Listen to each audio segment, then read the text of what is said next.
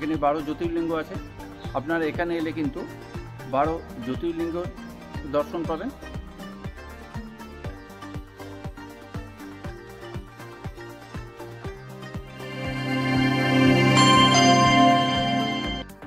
আমি এখন দাঁড়িয়ে আছি গায়ত্রী আশ্রমের সামনে। আমি লাহিড়ী বাবার আশ্রম দেখতে এসেছিলাম, ওখান থেকে আমি গায়ত্রী আশ্রম দেখতে এলাম। লাহিড়ী বাবার ওখান থেকে গায়ত্রী আশ্রম আসতে টোটো ভাড়া 10 টাকা নেয়। যদি আপনারা চান পায়ে হেঁটেও আসতে পারেন, 2-4 মিনিটের হাঁটা পথ।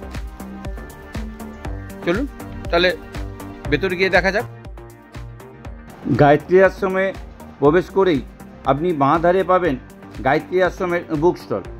এখানে আশ্রমের জপের মালা, ব্যাগ, আশ্রমের তৈরি ঘি এবং আশ্রমের সম্বন্ধে বাংলা ও হিন্দিতে লেখা বই পাবেন।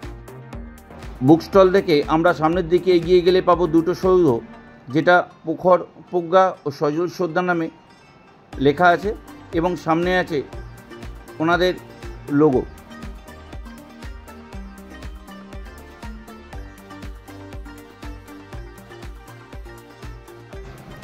ব্রাহ্মণদের উপাস্য মন্ত্র হলো গায়ত্রী মন্ত্র, আর এই গায়ত্রী মন্ত্রের দেবী হলেন মাতা গায়ত্রী।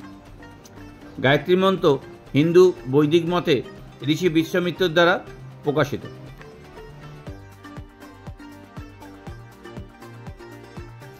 এই গায়ত্রী আশ্রম অবস্থিত ব্যান্ডেল রাজহাটে। আপনারা ব্যান্ডেল স্টেশন থেকে সরাসরি অটো কিংবা টোটোতে চলে আসতে পারেন। আবার আমি যেমন লাহিড়ী বাবার আশ্রমের প্রসাদ গ্রহণ করে তারপর এখানে এসেছিলাম, সেইভাবেও আপনারা আসতে পারেন। এই আশ্রম প্রতিদিন সকাল 6টা থেকে দুপুর 1টা পর্যন্ত খোলা থাকে, তারপর দুপুর 1টা থেকে 4টে অবধি বন্ধ থাকে এবং বিকেল 4টে থেকে সন্ধ্যে 7টা অবধি খোলা থাকে। এই পথ ধরে আমরা সামনে কিছুটা এগিয়ে গেলেই বাঁ দিকে পাবো দুর্গা মন্দির। এইখানে মা দুর্গার সঙ্গে আরও অনেক দেবদেবী আছেন এবং মা দুর্গার মন্দির দেখে আমরা যদি সামনে এগিয়ে যাই তাহলে সামনে পাবো আরও একটা মন্দির, মা কালীর মন্দির।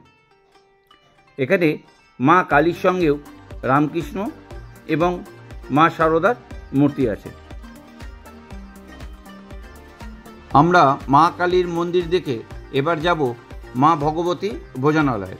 এখানে লকডাউনের আগে ভোগ প্রসাদের ব্যবস্থা ছিল, কিন্তু লকডাউনের পর সেই ব্যবস্থাটা বন্ধ হয়ে যায়।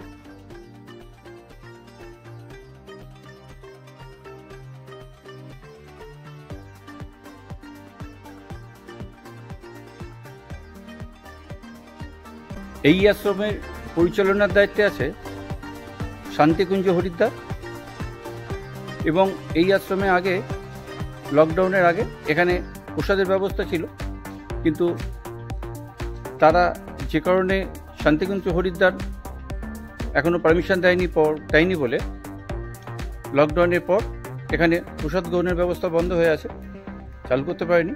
এবং আমার পিছনে দেখছেন শ্রী রাম শর্মা আচার্যের 4 জন্মের পরিচয়।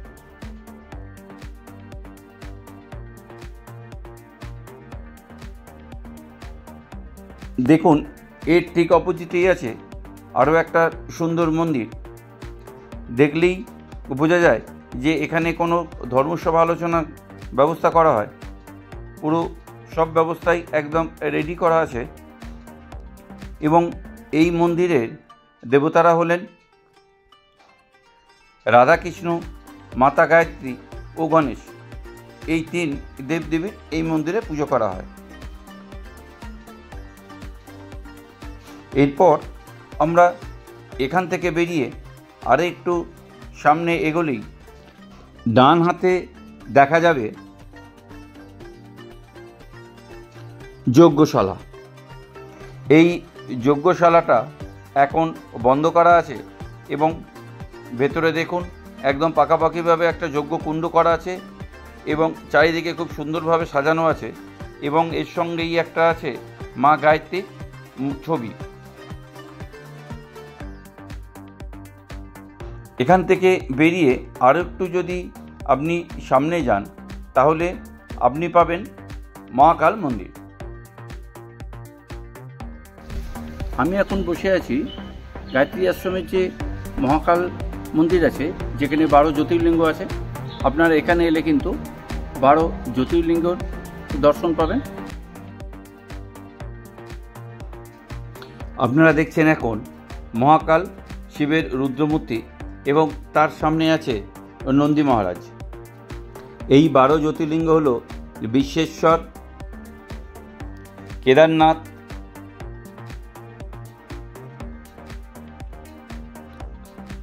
ত্রম্বকেশ্বর,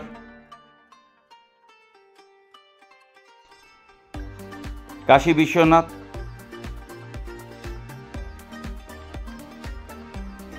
তারপর হচ্ছে নাগেশ্বর ও তারপর হচ্ছে রামেশ্বরম। আর আরেক সাইডের জ্যোতির্লিঙ্গ হচ্ছে সোমনাথ, যেটা গুজরাটে অবস্থিত, মল্লিকার্জুন, মহাকালেশ্বর যেটা উজ্জয়িনী অবস্থিত, মমলেশ্বর,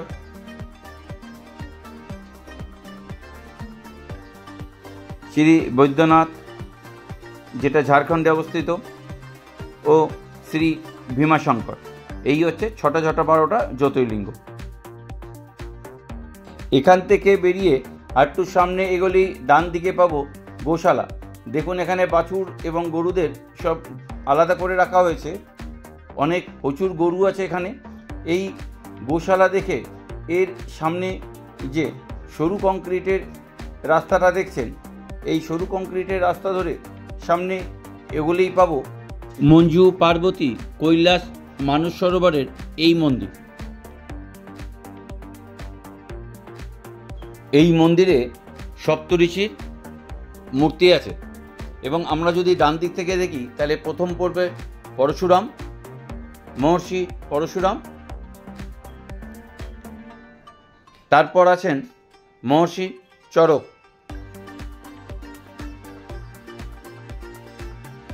তারপর আছেন ঋষি বিশ্বামিত্র,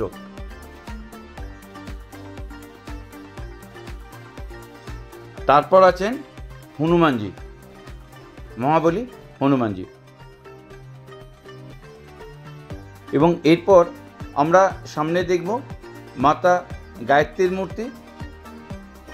বাম দিকে আছে শ্রী ভগবতী দেবী এবং ডান দিকে আছে রাম শর্মা আচার্য।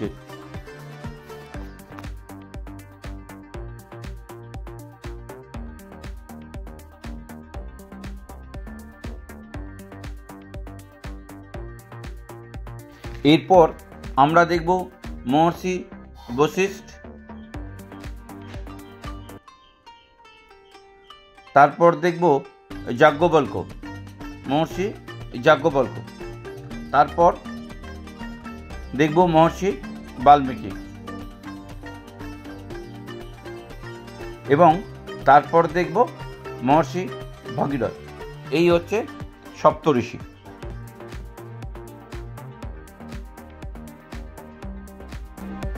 গাছে গাছে ঘেরা তপবনের মতো একটা আশ্রম। এখানে এলে আপনার খুব ভালো লাগবে এবং আমারও খুব ভালো লাগছে।